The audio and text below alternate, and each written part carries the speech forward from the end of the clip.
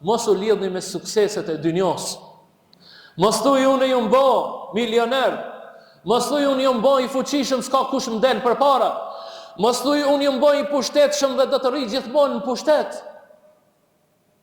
Se edhe Faraoni ka thonë kështu.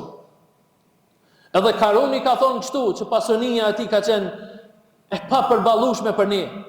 Shumë e madhe ka qenë. Mirë po përfundimi i tyre ka qenë i tmerrshëm. Dhe mësimi i dytë është kërkoni lartësinë tek Allahu xhaleshanu. Sepse nëse ta jep Allahu lartësinë, me unçu kret dynjoja dhe çka kanë ta, nuk mundet me të bëj dëm ty. Nuk mundet me të bëj dëm ty, sepse Allahu ta ka dhënë ata. Prandaj të parët thoshin, kush kërkon ngritje prej pa Allahun, Allahu do ta poshtron.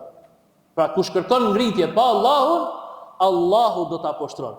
Ndërsa kush kërkon ngritje me Allahun, Allahu do ta lartësoj atë person. Allahu na lartësoft të gjithëve inshallah ya rabbil alamin. Allahu mos na sprovoft me sprovat e kësaj dynjos dhe me pasurinë e kësaj dynjos. Allahu mos na bëft të tillë që ta harrojmë Allahun xhaleshanu për shkaqe për sukseset e përkohshme të kësaj dynjos.